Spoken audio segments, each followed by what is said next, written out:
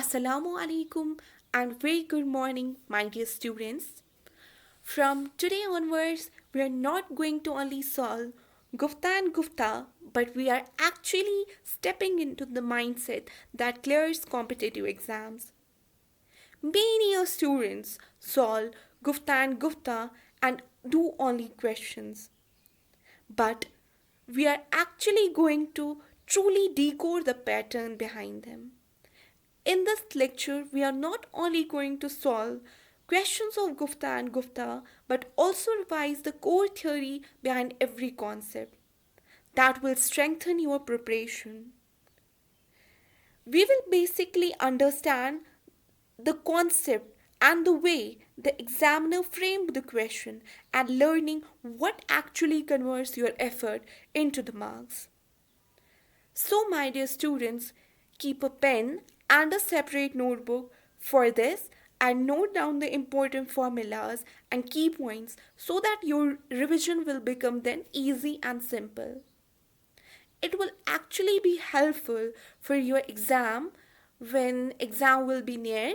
So from today onwards, we will be going to solve the fluid mechanics of Gupta and Gupta. So let me discuss the first question. Here the question says Pascal second is the unit of. So you all will be knowing Newton's law of viscosity. Newton's law of viscosity is tau is equivalent to mu into du by dy. Let me make the graph between tau and du by dy, where tau is shear stress and du by dy is the velocity gradient. It's a linear graph for Newtonian fluid. And mu is equivalent to constant for Newtonian fluid. That is, the graph between dynamic viscosity and du by dy will be a constant line. So here mu, it's the dynamic viscosity. Now, let me solve the units part. Tau के units क्या है? Newton पर metre square. New तो हमारे पास constant है, इसी के तो यूनिट्स निकालना है. वेलोसिटी के यूनिट्स क्या है? मीटर पर सेकेंड. और डी वाई के यूनिट्स क्या है? मीटर. सो यहाँ पे मीटर मीटर कैंसिल हो जाएगा, तो न्यू के यूनिट्स क्या आ जाएंगे? न्यूटन पर मीटर स्क्वायर इनटू सेकेंड. तो यहाँ पे न्यूटन पर मीटर स्क्वायर किसके बराबर होता है? सेकेंड. Pascal second. तो हमारे पास डायनामिक विस्कोसिटी के यूनिट क्या है? Pascal second. तो एक और इसका यूनिट लिखना, एक सेकेंड.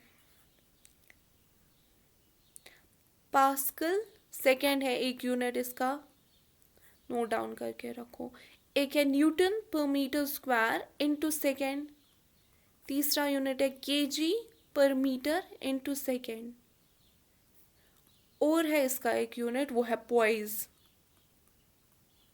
वो किसके बराबर है? ग्राम पर सेंटीमीटर इनटू सेकेंड. जो एक पॉइज होता है वो बराबर होता है 10⁻⁻1 पास्कल सेकेंड के. ये नोट डाउन करना. उसके बाद हमारे पास सेकेंड क्वेश्चन क्या है? आइडियल फ्लूइड के बारे में बोल रहा है. आइडियल फ्लूइड क्या होता है? तो नोट डाउन करो आइडियल फ्लूइड की प्रॉपर्टीज.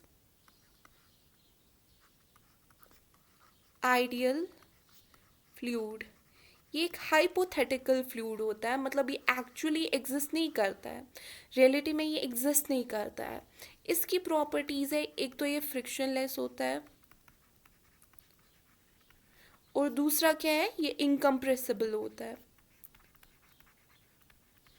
इनकम्प्रेसिबल है, दैट मीन्स कंप्रेसिबिलिटी क्या होगी इसकी? ज़ीरो. कंप्रेसिबिलिटी हम डिनोट करते हैं बीटा से, तो वो किसके बराबर है? ज़ीरो के बराबर. एक और फॉर्मूला यहाँ पे नोट करो, K is equal to 1 divided by beta, जहाँ पे के जो है वो क्या है हमारे पास? Bulk modulus.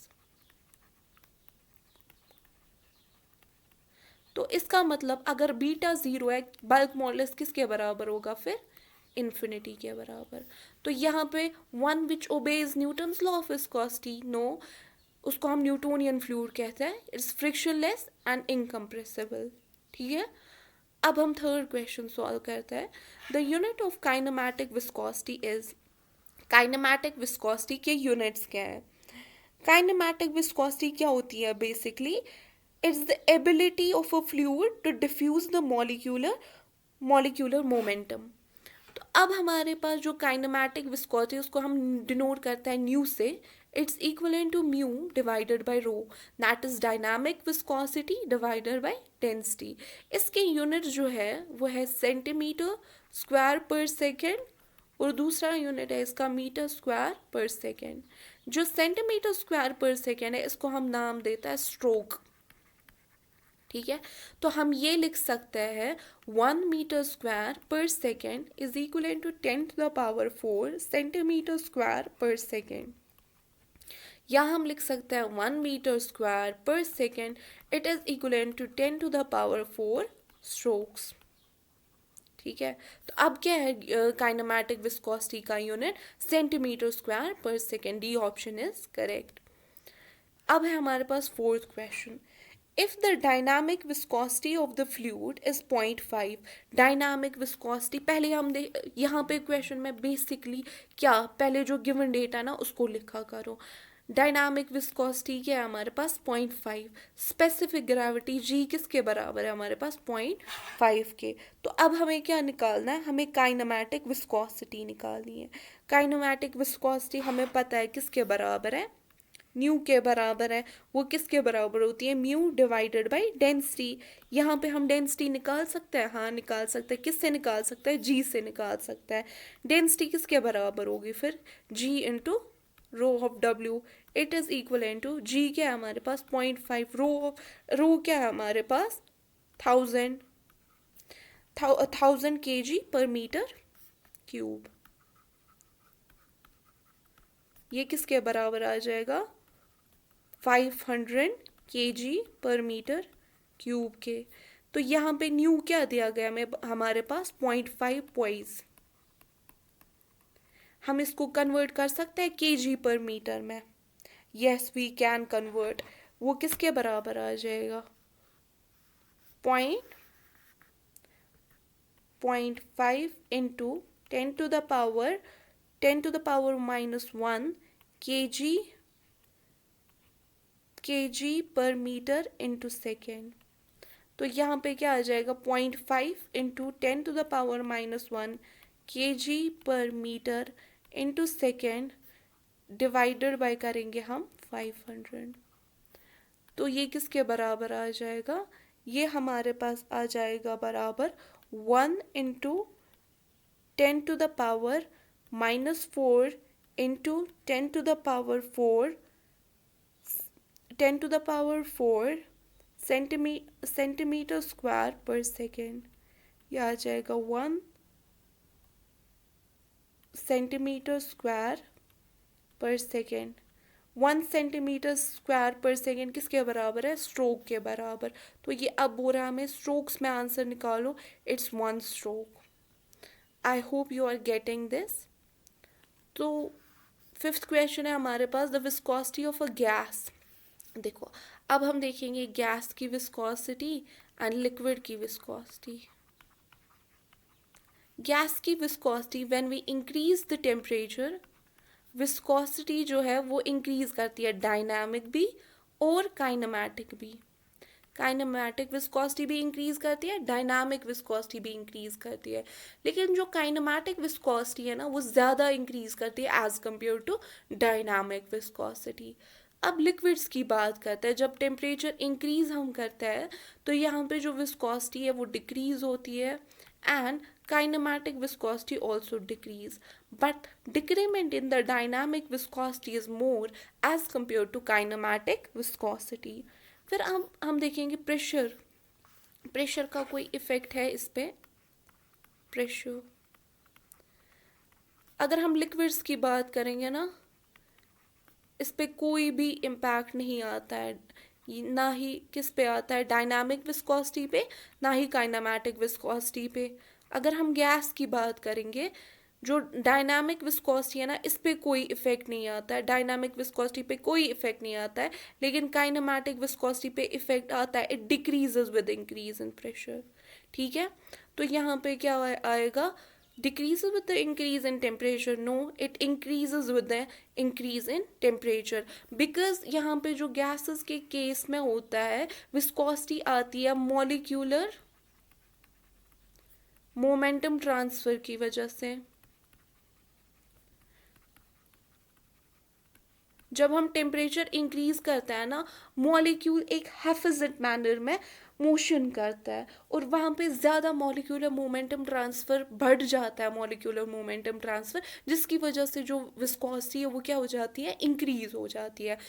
Like in the same manner जो लिक्विड्स में विस्कोसिटी होती है वो कोहेजन की वजह से होती है। जब हम टेम्परेचर इंक्रीज करते हैं, कोहेजन पे क्या इम्पैक्ट पड़ता है, कोहेजन डिक्रीज होता है, जिसकी वजह से विस्कोसिटी जो है वो भी डिक्रीज हो जाती है। तो हम अब 6 क्वेश्चन करते हैं solve. The rise of the liquid of specific weight gamma in a capillary tube of radius r is given by।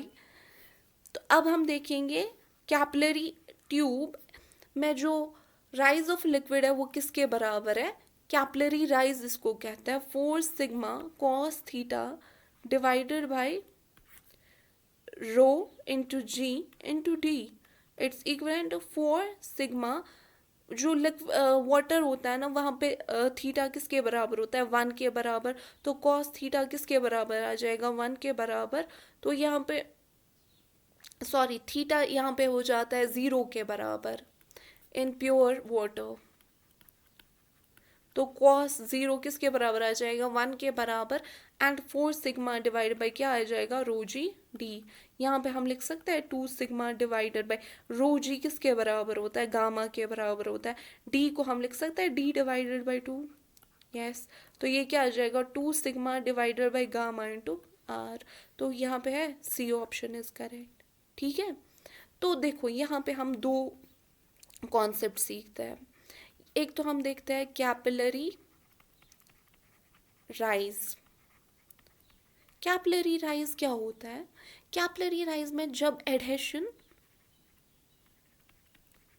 Greater than होता है कोहेजन, तब कैपिलरी राइज होता है।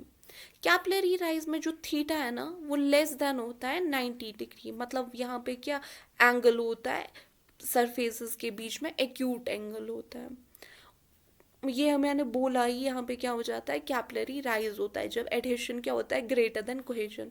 अब एडहेशन क्या हुआ, कोहेजन क्या हुआ, देखो अगर हम पानी लेंगे एक सरफेस पे, ये वाटर है, चलो ये लेंगे हम ग्लास सरफेस, ठीक।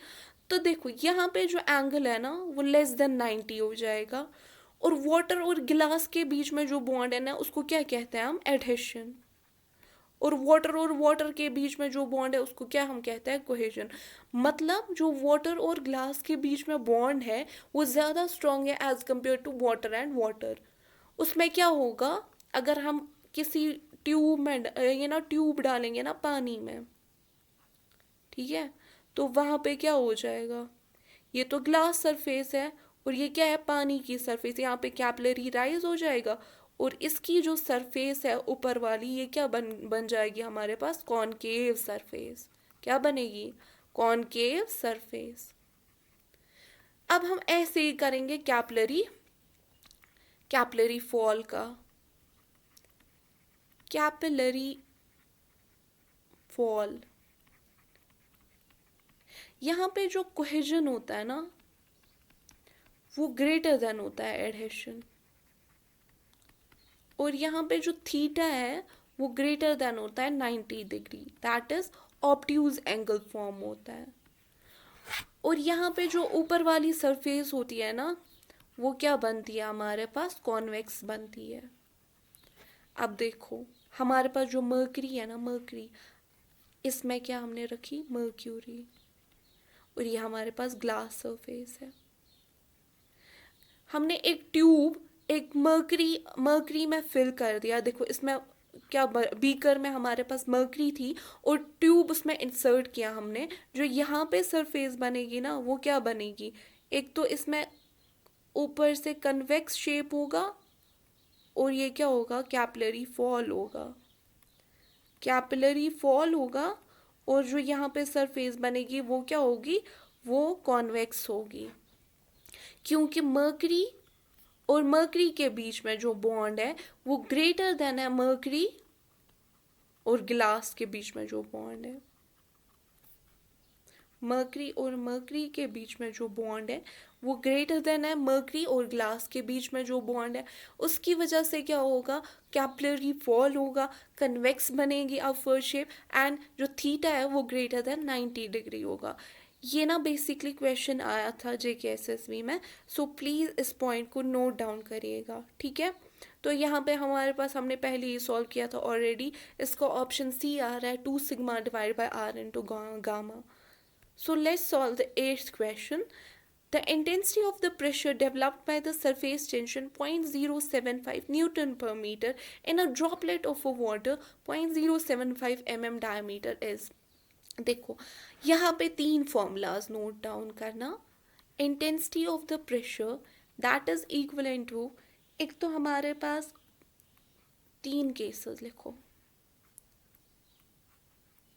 एक तो हमारे पास होता है ड्रॉपलेट, यहाँ पे लिखो ड्रॉपलेट, यहाँ पे लिखो जेट, और हमारे पास बबल होता है। बबल का जो डेल्टा पी है ना वो किसके बराबर होता है, वो 8 सिग्मा डिवाइड बाई डी, या हम लिख सकते हैं 4 sigma divide by r. Droplet का जो होता है ना वो 4 सिग्मा डिवाइडेड बाई डी या होता है 2 सिग्मा डिवाइडेड बाई आर, और जेट का जो होता है वो 2 सिग्मा डिवाइडेड बाई डी या होता है हमारे पास सिग्मा डिवाइडेड बाई आर।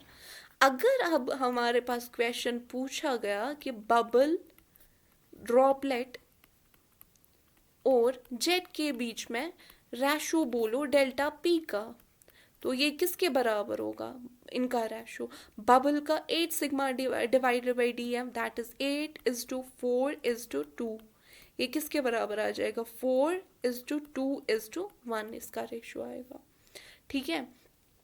तो यहाँ पे बोल रहा है intensity of a pressure developed by surface tension of, यहाँ पे जो सिग्मा है वो क्या होता है, surface tension, delta P is the change in the pressure and D is the diameter.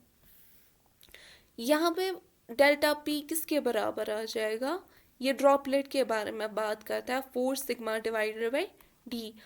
यहाँ पे अगर हम देखेंगे इंटेंसिटी ऑफ अ प्रेशर निकालना है हमारे पास, सरफेस टेंशन किसके बराबर दिया है, 0.075 डिवाइडेड बाई, यहाँ पे क्या दिया है 0.075 mm, 0.075 mm डायमीटर। तो ये बोल रहा है अब हमारे पास, इसने आंसर दिया है किसमें, सेंटीमीटर स्क्वायर में, क्या हम इसको चेंज कर सकते हैं, 4 × 0.075 न्यूटन पर मीटर, मीटर दिया ना तो इसको क्या लिखेंगे हम 100 सेंटीमीटर डिवाइडेड बाई 0.075 mm दिया है, इसको हम कर सकते हैं सेंटीमीटर में कन्वर्ट, यस 10⁻⁻1, तो ये किसके बराबर आ जाएगा, 0.4 न्यूटन पर सेंटीमीटर स्क्वायर के बराबर आ जाएगा। तो हमारे पास सी ऑप्शन करेक्ट होगा इसका। देखो अगर हम बोलेंगे अब यहाँ पे हमें क्वेश्चन में बोला गया बबल क्या होता है और ड्रॉप क्या होता है, इनके बीच में डिफरेंस क्या है, ठीक है। अगर हम लेंगे ना ड्रॉप, ये हमने ड्रॉप लिया पानी का, इसकी जो सरफेस होती है ना वो सिर्फ एक लिक्विड के साथ कांटेक्ट में होती है, only one liquid, it's in contact with only one liquid, its surface is in contact with only one liquid। हाँ अगर अब हमने बबल की बात की तो जो इसकी सरफेस होती है ना वो 2 लिक्विड्स के साथ इंटरकनेक्टेड होती है, यहाँ पे एयर होगा, यहाँ पे पानी भी हो सकता है बाहर, ठीक है। तो हम क्या बोलेंगे, bubble is in contact with 2 its surface is in contact with two liquids. But in drop, the surface of the droplet is in contact with only one liquid. तो ये इनके बीच में डिफरेंस है. तो इसका आंसर हमें सी आया था. तो अब देखेंगे हम 9th question, surface tension of a water. Surface tension क्या होता है? सरफेस टेंशन एक स्ट्रेची फोर्स है जो एक्सर्ट लगता है at the surface of a liquid. ठीक है, ये क्या कोशिश करता है कि जो लिक्विड है वो मिनिमम सरफेस एरिया ऑक्यूपाई करे.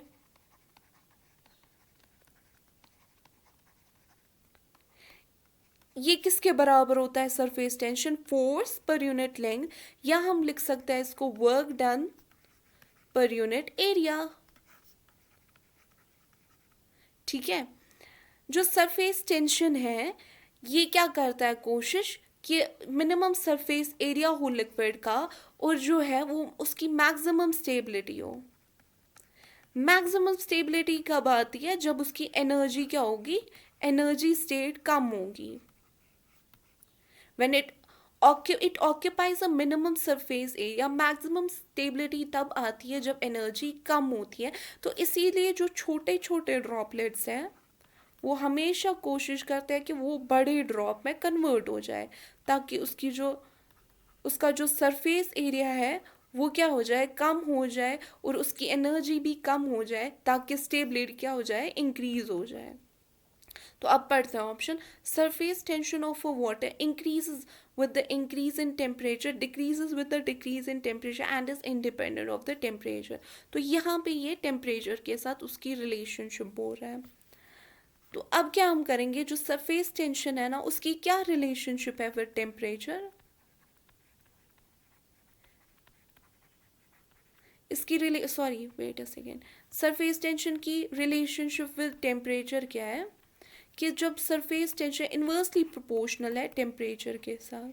जब टेम्परेचर इंक्रीज होगा सरफेस टेंशन डिक्रीज होगा, जब टेम्परेचर डिक्रीज होगा सरफेस टेंशन क्या हो जाएगा, इंक्रीज हो जाएगा. अब हम सरफेस टेंशन का कॉन्सेप्ट कैसे समझेंगे. We will take a cup of tea. जब वो ठंडी होती है ना, उसके ऊपर जो सरफेस होती है ना वो स्ट्रेची मेम्ब्रेन की तरफ दिखती है हमें.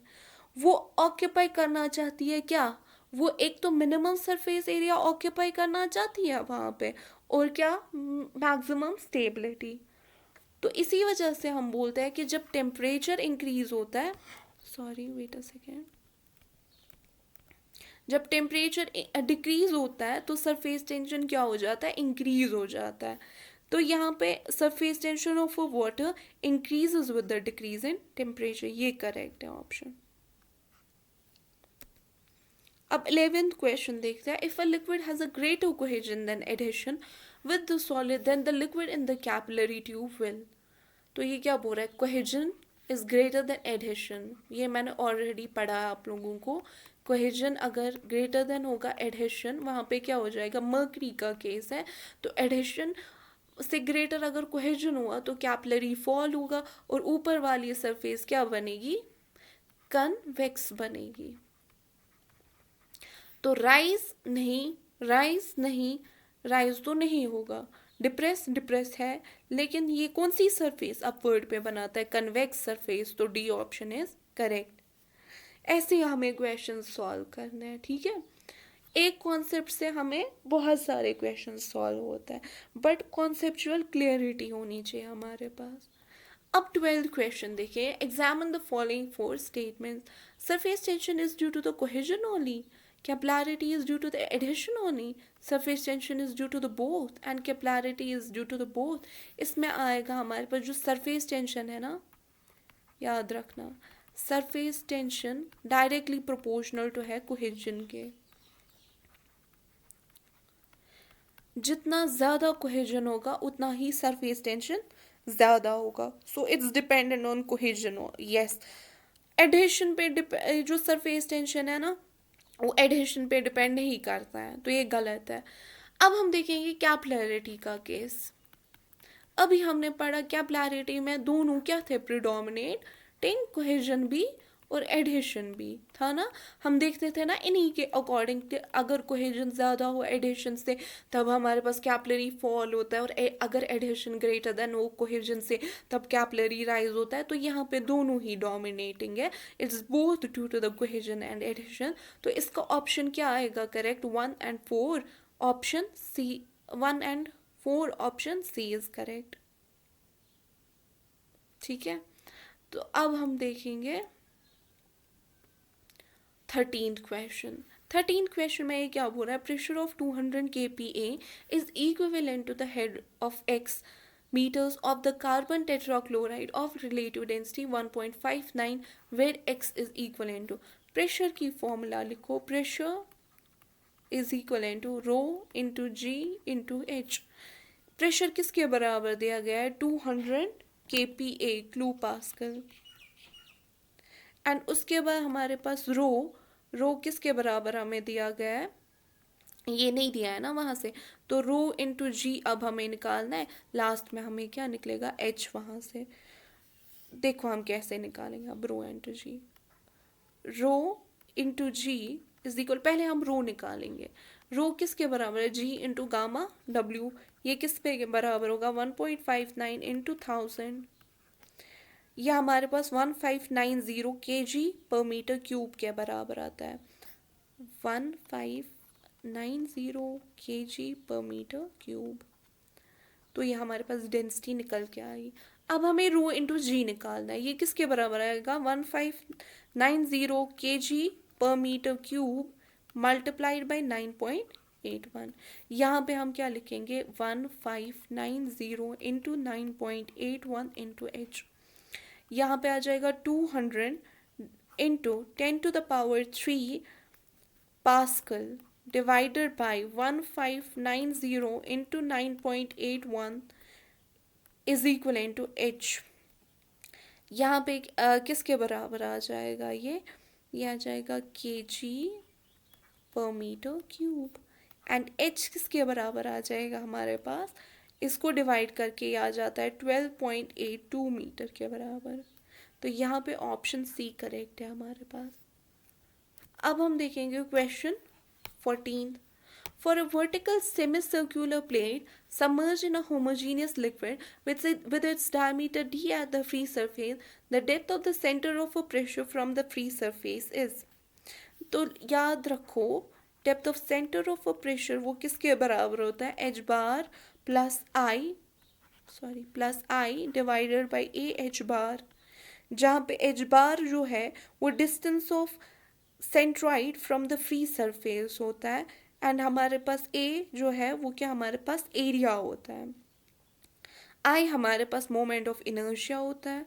तो अब हम देखेंगे जो एच बार है, एच स्टार है, वो किसके बराबर है? एच बार प्लस करेंगे आई एक्स, एक्स निकालेंगे हम पहले सरफेस के लिए। ठीक है, तो ये क्या हो जाएगा? Pi D power 4 divided by 128। ये याद रखना, pi D power 4 divided by 128 vertical semi circular plate के लिए क्या है? Moment of inertia. तो ये आ जाएगा pi D power 4 divided by 128 by बाई करेंगे एरिया किसके बराबर आ जाएगा? Pi D power 4 divided pi D square divided by 4 into करेंगे एच बार किसके बराबर आ जाएगा? 2d divided by 2/3 pi into D.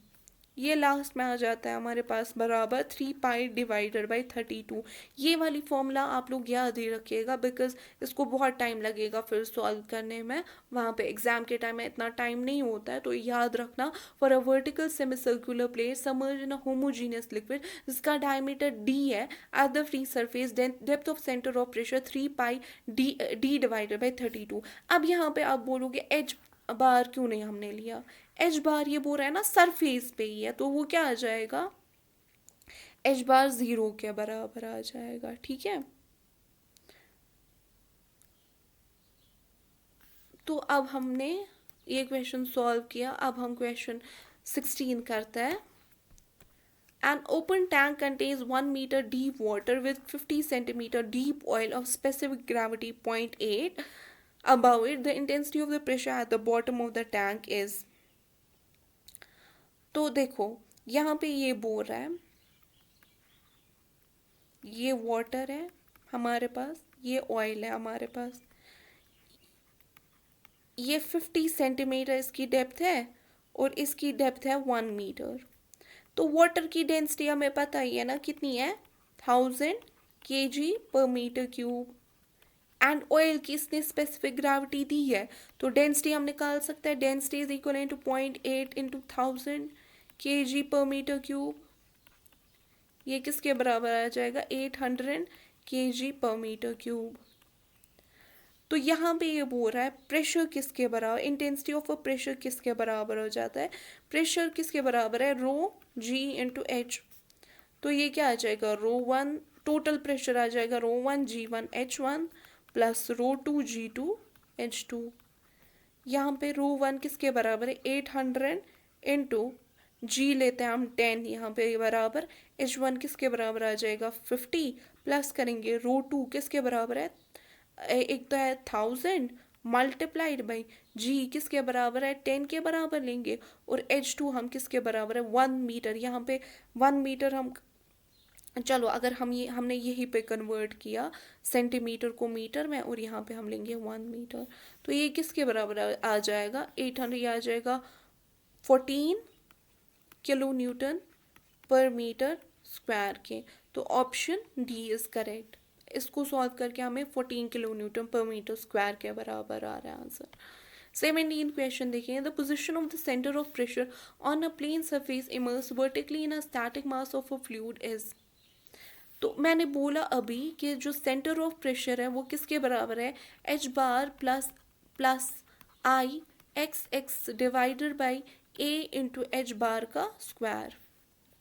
तो यहाँ पे जो है एच बार से क्या होगा, ये अगर हम लेंगे एक सरफेस जो पानी के अंदर है, ठीक है, पानी के अंदर है, तो अगर हमारे पास इसका एच बार यहाँ पे होगा तो सेंट्रॉइड ना वर्टिकली इमर्स बॉडी में एच स्टार जो है वो इससे नीचे होगा, that is H star will be greater than H bar. But अगर हमारे पास अब हॉरिजॉन्टल होगी सरफेस, हॉरिजॉन्टल सरफेस होगी, वहाँ पे जो एच बार है और एच स्टार है, एच बार और एच स्टार है वो इक्वल होता है, मतलब सेंटर ऑफ प्रेशर और centroid of the submerge area वो क्या बराबर होता है हॉरिजॉन्टल सरफेस में। बट इन वर्टिकल सरफेस में जो सेंटर ऑफ प्रेशर है वो क्या ग्रेटर देन होता है, वो नीचे होता है सेंट्रॉइड ऑफ द एरिया के। तो ऑलवेज अबो नहीं, always below, yes always below the centroid of the area, provided जो हमारे पास सबमर्ज सरफेस हो वो क्या हो, वर्टिकल हो, और हॉरिजॉन्टल दी गई होगी वर्टिकल के जगह, तो वहाँ पे जो सेंटर ऑफ प्रेशर है और सेंट्रॉइड ऑफ द एरिया है वो इक्वल होता है। A vertical triangular area with a vertex downward and altitude h has its base lying on the free surface. The center of the pressure below the free surface is. ये दो formulas याद रखना, पहले ही हम इसको derive करते हैं। H center of a pressure is equivalent to h bar plus I Cg divided by A h bar. Sorry यहाँ पे मैंने शायद स्क्वायर लिखा था, ये स्क्वायर नहीं है, यहाँ पे एच बार है सिर्फ। तो यहाँ पे एच स्टार किसके बराबर सॉरी एच बार किसके बराबर आ जाएगा, यहाँ पे एच डिवाइडेड बाई 3 प्लस करेंगे B H cube divided by 36 divide by area area triangle का क्या होता है, half base into height into H bar किसके बराबर होता है, एच बाई 3। ये लास्ट में हमारे पास एच डिवाइडेड बाई 2 है। देखो यहाँ पे बोल रहा है vertical triangular area with a vertex downward. Vertex जब क्या हो गया हमारे पास, वर्टेक्स हमारे पास डाउनवर्ड होगी, वर्टेक्स जब हमारे पास क्या होगी, डाउनवर्ड होगी, तो यहाँ पे जो सेंटर ऑफ प्रेशर है वो किसके बराबर होता है, एच बाई 2 के। अब अगर यही बोलेगा वर्टेक्स अपवर्ड, तो यहाँ पे क्या आ जाएगी 2h डिवाइडेड बाई 3। तो यहाँ पे आंसर आ जाता है h divided by 2, C option is correct. अगर अब वर्टेक्स अपवर्ड हो ना तो 2h डिवाइडेड बाई 3 करना है। The total pressure on a plane surface inclined at an angle theta with the horizontal is equivalent to, ये याद रखना, it's equivalent to P into A. Intense total pressure, ये बोला है total pressure on the surface, it is equivalent to rho g h. rho g h किसके बराबर होता है? P into rho g h. total pressure on the plane surface inclined at an angle theta, total pressure हो जाएगा रो जी H के बराबर, and ये last में आता है पी इंटू ए के बराबर. ठीक है. The vertical rectangular plane surface is submerged in a water such that top and bottom of the surface are 1.5 meter and 6 meter respectively below the free surface. The position of the center of pressure below the free surface will be at a distance of. ये important question है, ये note down करना. ठीक है अच्छे से, क्योंकि ये बहुत सारे एग्जाम्स में आता है. ये हमारे पास रेक्टेंगुलर सरफेस है 4.5 मीटर, और ये हमारे पास इसकी वर्ड्स जो है वो बी लेंगे हम. From the top surface bottom तक 6 मीटर है. ठीक है. तो ये हमारे पास अब क्या निकाला हमें? Centre of pressure. It's equal to H bar plus I divided by A H bar. H bar यहाँ पे हमें निकालना है. देखो हम कैसे निकालेंगे H bar. H H bar H bar एक सेकेंड.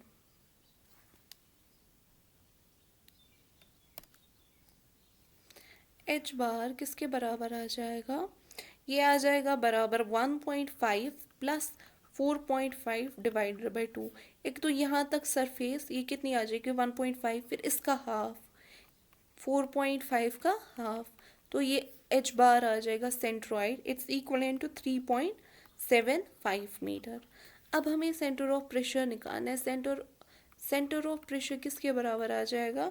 ये आ जाएगा बराबर B into D cube divided by 12 divided by area. Area किसके बराबर आ जाएगा? बी इंटू 4.5, और फिर मल्टीप्लाई करेंगे किससे? 3.75, और ऐड करेंगे यहाँ पे 3.75. लास्टली जो आंसर आता है बी और बी कैंसिल हो जाएगा, और यहाँ पे हमें आंसर आ जाएगा 4.2 metre. So option C is correct. ठीक है. डी यहाँ पे किसके बराबर आ जाएगा? डी यहाँ पे 4.5 के बराबर आ जाएगा. तो अब 21st क्वेश्चन करते हैं. The centre of buoyancy always coincide with the center of gravity, coincide with the centroid of the volume of fluid displaced, remains above the center of gravity, remains below the center of gravity. देखो यहाँ पे हम दो concept सीखेंगे centre of buoyancy के. अगर totally submerge body होगी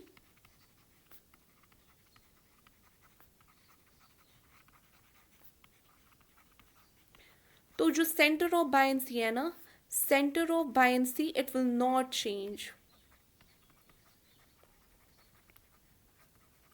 लेकिन अगर पार्शली सबमर्ज्ड होगी,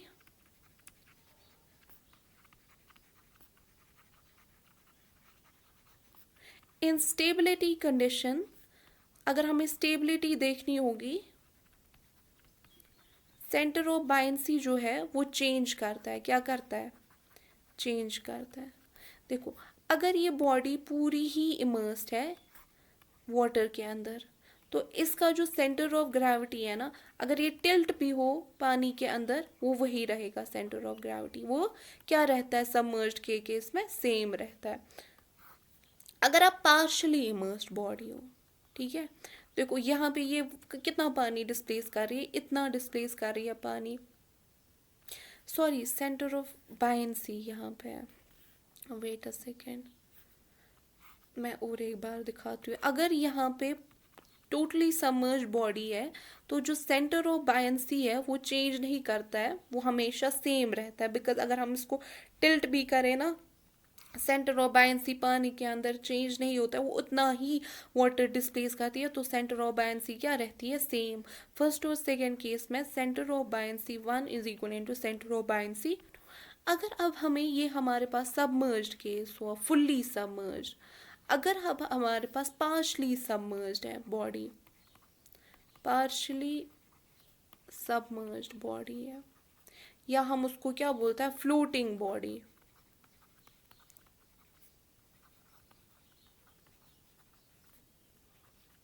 या हम क्या कहते हैं उसको, और it's called as floating body. देखो अब हमने वाटर सरफेस ली, ये फ्लोट कर रही है ना, ये पानी के ऊपर रह रही होगी आधी, तो ये कितना डिस्प्लेस कर रहा है, इतना वाटर, ये सरफेस, ये बॉडी इतना वाटर डिस्प्लेस कर रही है, तो इसका सेंटर ऑफ बायंसी यहाँ पे कहीं पे होगा, तो ये क्या हमारे पास होगा, सेंटर ऑफ बायंसी। अगर हम ये टिल्ट करें, इसका सेंटर ऑफ बायंसी क्या हो जाएगा, चेंज हो जाएगा, तो यहाँ पे CB1 is not equal to CB2 in case of floating body. तो यहाँ पे बोल रहा है centre of buoyancy coincides with the center of gravity, coincides with the centroid of the volume of a fluid displaced। ठीक है, ये option correct है। तो सेंटर ऑफ बायंसी हमें वहाँ पे बनता है जितना वो फ्लूइड डिस्प्लेस करेगी ना, उस फ्लूइड का जो सेंट्रॉइड होगा उसको हम क्या कहते हैं, सेंटर ऑफ बायंसी। तो if the weight of a body immersed in a fluid exceeds the buoyant force then the body will. देखो ये हमारे पास बॉडी है एक, इसका वेट है, पानी क्या लगाती है ऊपर, बायंट फोर्स, और जहाँ पे बायंट फोर्स लगता है उसको क्या हम कहते हैं वहाँ पे, सेंटर ऑफ बायंसी। ठीक, तो देखो अगर ये बोल रहा है अगर वेट होगा ग्रेटर देन बायंसी तो वो क्या करेगी, सिंक करेगी। अगर वेट होगा लेस देन बायंसी वो क्या करेगी, फ्लोट।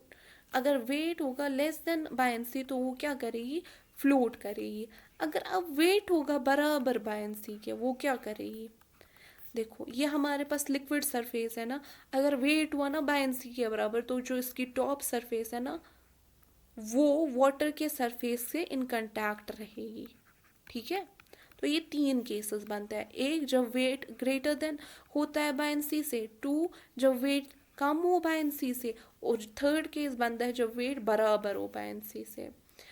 अब यहाँ पे बोल रहा है wait of a body in a fluid exceeds the buoyant force, तब क्या होगा, वेट अब क्या कर रहा है, बायंट फोर्स से ज़्यादा है, तो it will tend to move downward and will finally sink. तो बी ऑप्शन करेक्ट होगा। तो अब ये क्वेश्चन 23rd है, metacentric height for small values of angle of heel is the distance between. याद रखना मेटासेंट्रिक हाइट के लिए याद रखना mg। mg हमेशा हमें क्या देती है, स्टेबिलिटी। मैंने अपने टाइम कैसे याद रखा है ये, देखो जब सबमर्ज्ड केस होगा ना तब क्या डिसाइड करता है ये स्टेबिलिटी। अगर हमारे पास बीजी होगा ना, बीजी तो वो स्टेबल होगा। अगर हमारे पास फ्लोटिंग बॉडी है तो अगर mg होगा तो स्टेबल होगा। ठीक है, मतलब यहाँ पे जो b है वो क्या है, वो ग्रेटर देन है, सॉरी वो ऊपर है g से, मतलब सेंटर ऑफ बायंसी टॉप पे है as compare to centre of gravity, तब ये क्या होगा, स्टेबल बॉडी होगी। अगर मेटा सेंटर होगा ऊपर सेंटर ऑफ ग्रेविटी से, तब ये क्या होगा, स्टेबल होगा। बीजी तो हमेशा ही स्टेबल होता है, बीजी हर किसी केस में स्टेबल होता है। बीजी बाईजान याद रखो, कुछ भी याद रख लो, तो इसमें ये बीजी हमेशा स्टेबल होता है, चाहे वो सबमर्ज्ड केस हो या फ्लोटिंग के केस में हो, तो वो हमेशा क्या रहती है, स्टेबल बॉडी रहती है। जब फ्लोटिंग केस हो ना, एम तो ऊपर ही रहना चाहिए जी से, तभी वो क्या होगी, स्टेबल बॉडी होगी इन केस ऑफ फ्लोटिंग। तो यहाँ पे क्या बोल रहा है, metacentric for a small values of angle of heel is the distance between. Metacentric height हमेशा याद रखना mg, that is It's the distance between the meta center and the center of gravity. B option mg. Floating के लिए mg याद रखना, submerged के लिए bg याद रखना. मतलब b अगर ऊपर हो g से then it's a stable body. हाँ, अगर m greater than हो g से in floating case वो क्या है, stable body है. तो अगर हमारे पास मेटासेंट्रिक हाइट अगर हमें बोलना होगा क्या होगा, it is a distance between Meta centre and the centre of gravity mg से याद रख लेना. ठीक है. मेटा सेंटर हमें हमेशा फ्लोटिंग बॉडी के केस में यूज़ होता है, तो वहाँ पे हम mg हमेशा याद रखते हैं. mg स्टेबिलिटी है वहाँ पे और mg मेटा सेंट्रिक हाइट है.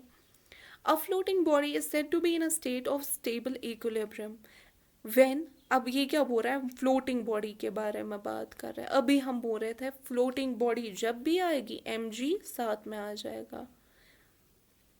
महात्मा गांधी याद रख लो, वहाँ पे कुछ भी भाई जी याद रख लो, ऐसा है कुछ याद रख लो. याद रखने के लिए कुछ भी कर लो लेकिन याद रख लो. ठीक है.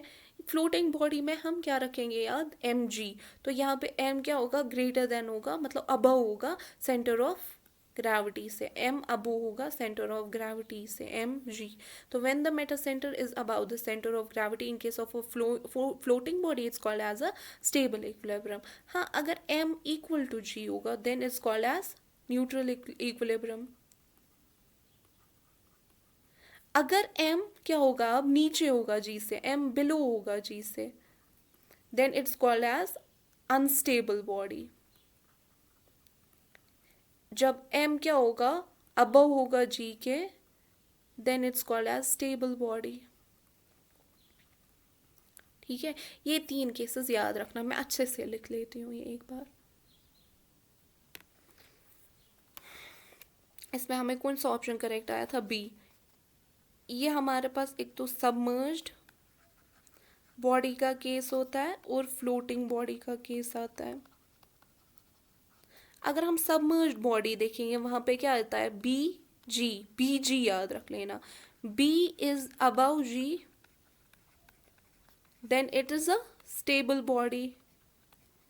B is below G then it is an unstable body, and b is equal to g then it is a neutral equilibrium. Neutral equilibrium है body.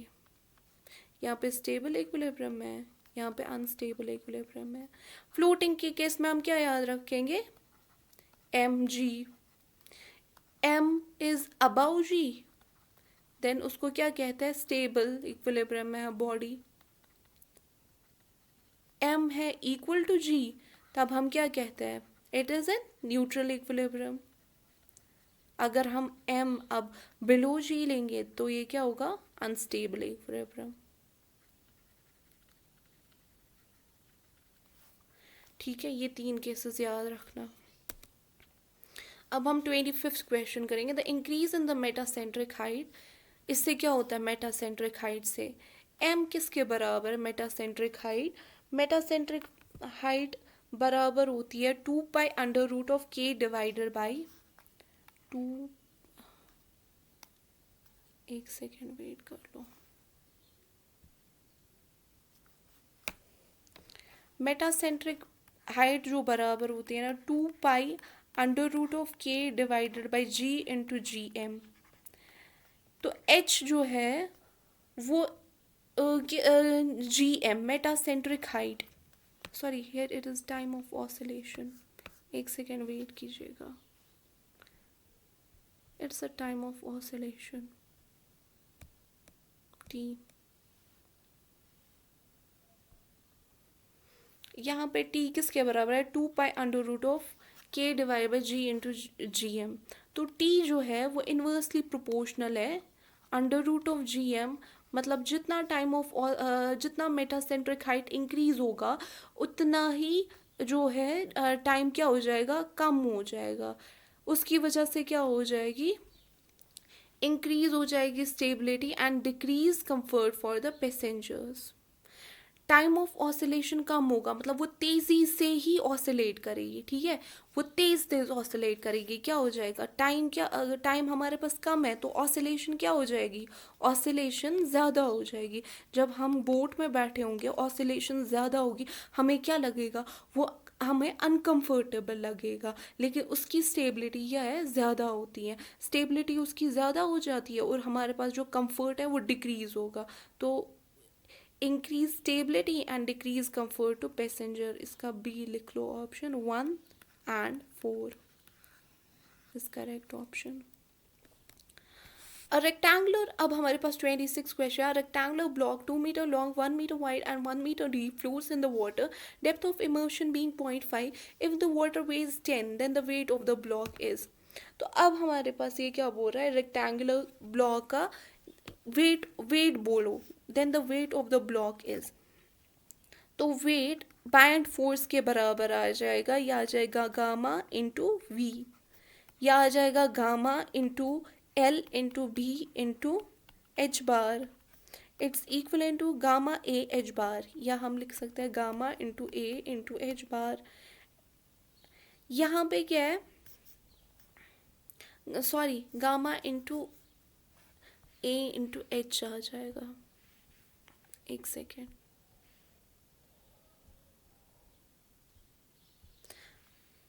Gamma into A into H, ये बोल रहा है ना वेट ऑफ ब्लॉक निकालने के लिए, वो किसके बराबर है, gamma into V, L into B into H क्या आ जाती है हमारे पास, वॉल्यूम। तो ये आ जाएगा गामा हमारे पास 10 है, एरिया किसके बराबर है 2 × 1, हाइट ऑफ इमर्शन कितनी है 0.5, तो यहाँ पे आ जाएगा 10 किलो न्यूटन के बराबर। तो ऑप्शन बी इज करेक्ट। अब हमारे पास क्वेश्चन नंबर 27 है। Point is in the immersed body through which the resultant pressure of the liquid may be taken is known as, इसको हम सेंटर ऑफ प्रेशर कहते हैं, जहाँ से भी रिजल्टेंट प्रेशर पास होगा उसको हम क्या कहते हैं, सेंटर ऑफ प्रेशर। 29 क्वेश्चन है। When a liquid rotates at a constant angular velocity about a vertical axis as a rigid body, the pressure intensity varies as, the जो pressure intensity कैसे vary करेगी, तो अगर हम D P divided by D R लेंगे वो किसके बराबर होगा, वो होगा बराबर rho into omega square into are. तो ये किसके बराबर आ जाएगा, यहाँ पे ये डायरेक्टली प्रोपोर्शनल टू, अगर हम अब डी पी लिखेंगे वो किसके बराबर आ जाएगा, rho into omega square R square divide by 2 plus constant लेंगे। तो ये हमने इसको क्या किया, इंटीग्रेट किया विद रिस्पेक्ट टू आर, ठीक है। तो ये क्या आ जाएगा, rho into omega square into R square by 2 plus C, ये आ जाता है हमारे पास प्रेशर जो आ जाएगा, it's varies as a square of a radial distance if a liquid rotates at a constant angular velocity about the vertical axis. जो pressure intensity है ना वो वैरी करती है as a directly as a square of radial, as a square of radial distance. So B option will be correct. अब हमारे पास ये सेम ही क्वेश्चन आ गया। 30th क्वेश्चन है हमारे पास। An open cubical tank of 2 meters side is filled with water. If the tank is rotated with an acceleration such that half of the water spills out, then the acceleration is equivalent to, हमारे पास एक tank है, ये पूरा आधा पानी तो उसने spill किया है, एक सेकेंड वेट कर लो, ये ठीक नहीं बनी डायग्राम, नाइस से ट्राई करते हैं, ओके।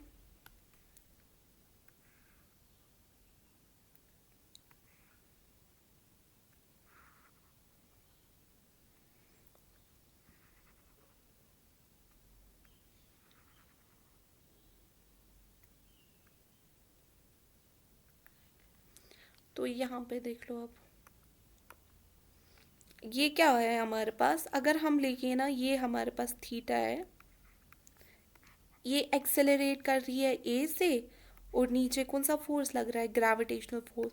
तो tan थीटा हमारे पास बराबर होता है ए डिवाइडेड बाई जी के।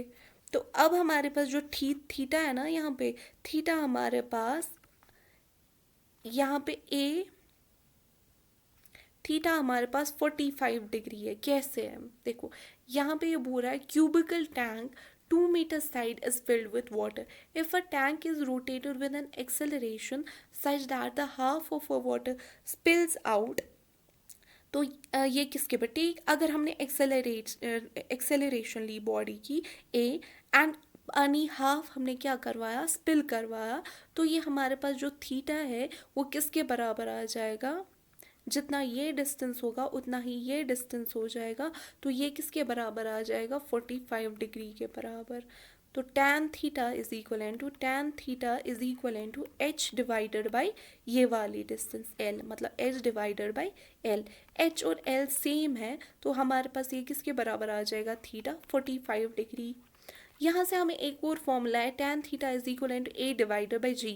हम नहीं लिख सकते इसको tan 45 degree is equal to a divided by g। ये a किसके बराबर आ जाएगा, फिर यहाँ पे g के बराबर आ जाएगा, तो d ऑप्शन करेक्ट है। The horizontal component of a force on curved surface is equal to, horizontal component जो force का है वो किसके बराबर है, it's the horizontal component force का किसके बराबर आ जाएगा, वो vertical projection के बराबर आ जाएगा। It's the force on the vertical projected area of the curved surface।